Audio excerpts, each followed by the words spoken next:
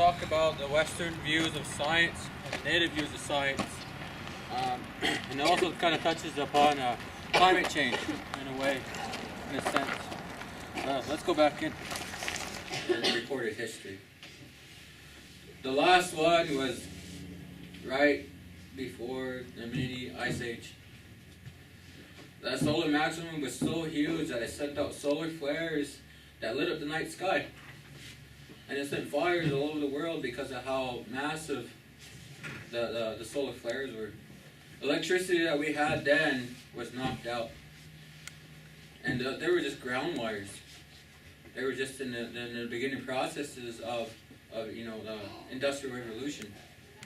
But just think of everything being knocked out then and how massive it had to be.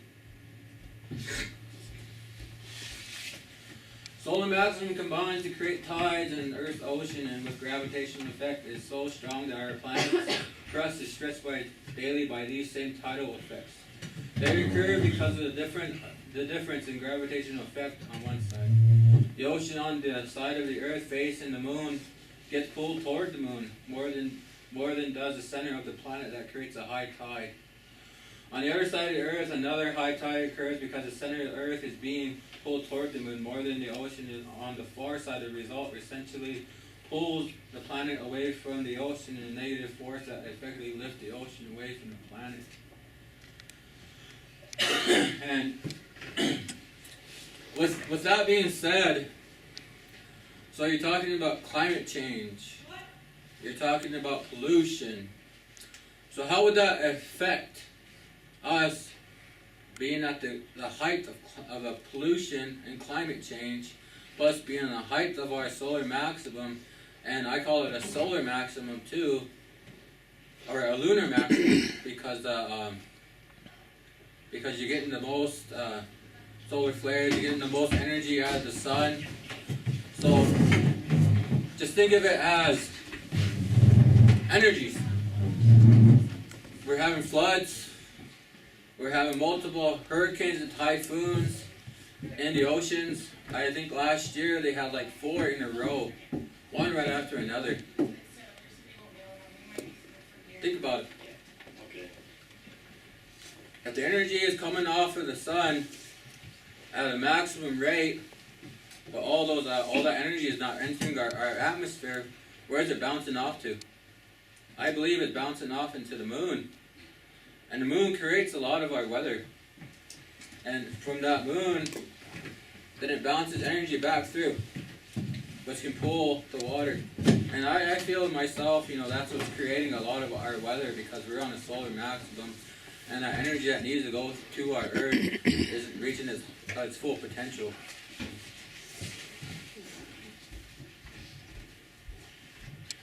And this is a YouTube channel that I follow. It just, what it shows is like just the different events that happen around the world. They talk about, what is it called, Red Tide. He has that white buffalo bundle over in North Dakota. And these are just some of the things that he talked about is, what is happening with the world today, like global warming. We can't, as a handful of people, heal. It has got to be a global effort. It has got to be a spiritual unity of today. It's going to take all people in order to come together from the heart and from the mind. Responsibility is to the people in order for this earth to survive. It has to be done through peace and harmony. That's the balance we have to create now. This is not happening, so that's a message I strongly have to input on. Is that if we are going to create this, we are going to have to make history for the benefit of our children. We as leaders today, we need to connect, we need to help each other in that circle.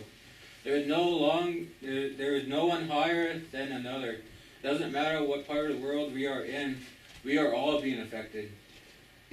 Globally, that's why I really try to walk in prayer to help people understand that what we're up against.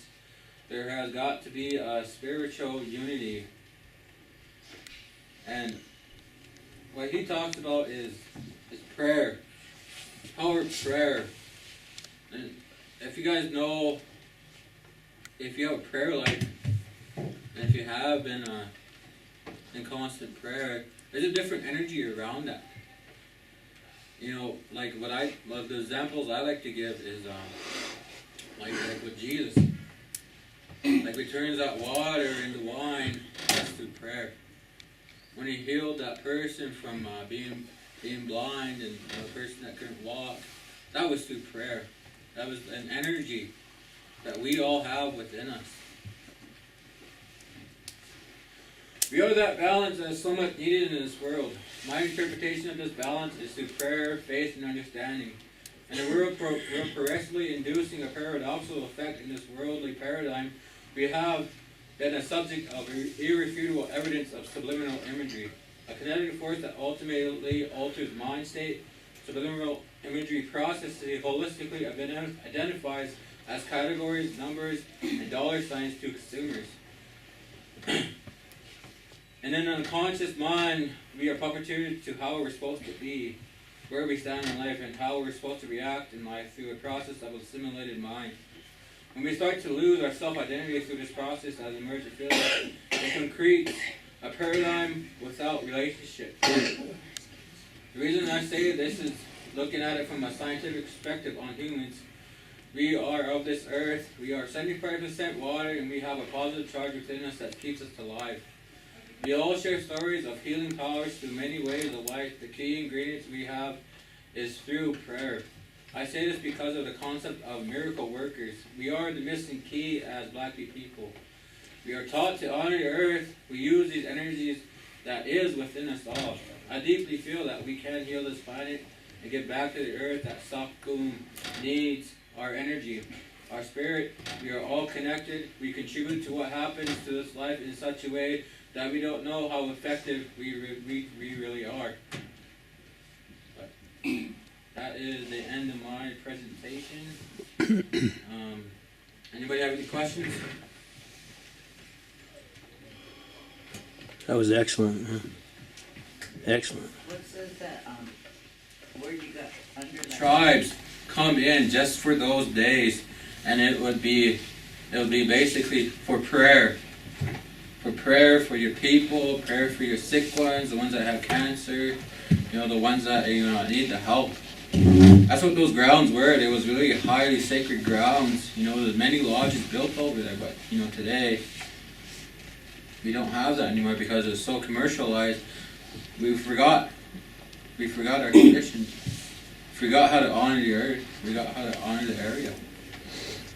And to me, like with what's going on today, you have climate change, you have all this flooding, you have mass animal deaths, and that's because we don't honor the earth anymore. Everything is too commercialized.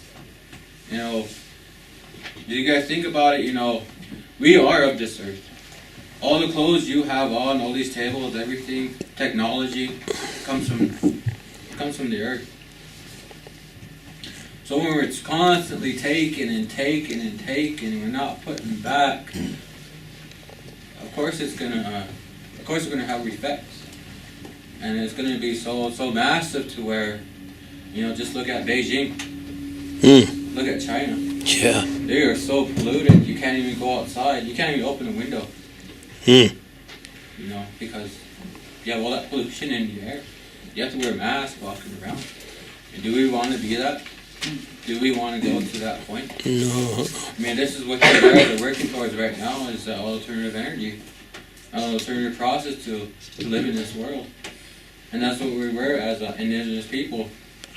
We have alternative energy processes. You do buffalo, and we traveled around.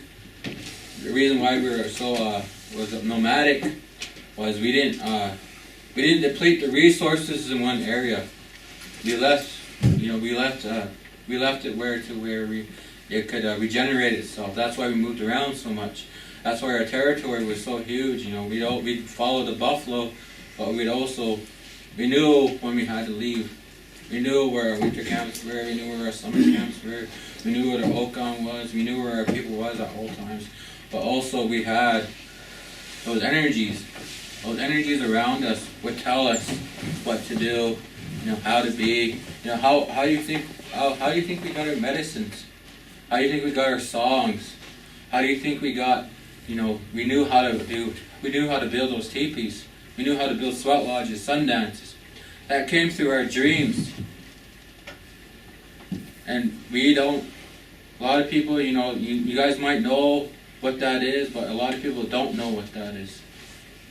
You know, we look through our dreams as another spiritual realm that we're not in touch with today. But with the sun and the moon and the earth, the way I feel is we're not harnessing that energy enough from the sun. We're actually blocking it because of how much pollution we have around us, and we're not letting those spiritual energies come in and regenerate itself and heal us. So it's bouncing off, I feel, and going right to the moon. And that moon, it also has a gravitational pull in some way, but it affects our water. It affects it so much it creates weather. So just think of it like I say, you know, Death Star. Mm. You know, you have that tractor beam that goes down. Also with the moon, it has a tractor beam that goes down, and it controls your weather, controls your hurricanes. But if there are multiple hurricanes and typhoons coming through, why would you think that'd be happening?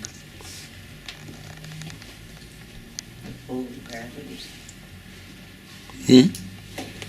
What I think is this world is regenerating itself in a massive way that it needs to have this weather happen. It needs to have these floods. It needs to have these sinkholes happening. It needs to have, you know, everything, the whole world ecology is changing because of that. If you look at the oceans, they're depleting the coral. And that's a really vital for our water life. You know, everything, a lot of things are dying, but a lot of things are coming to be. It goes in a full circle. You know, just like when we stand out there, you know, we're in a circle. And that's why we look at life, that's why we look at everything, because everything comes in a full circle. And what I think is, you know, and this is just my theory, is we're going to go through another ice age. And that's how this earth is going to correct itself. You know, depending on how much we do in this age, you know, that's how long we're going to have the ice age. But that's the end of my presentation. Anybody have any more questions?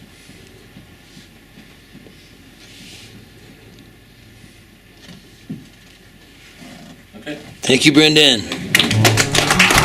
Great leadership. Tribal elder.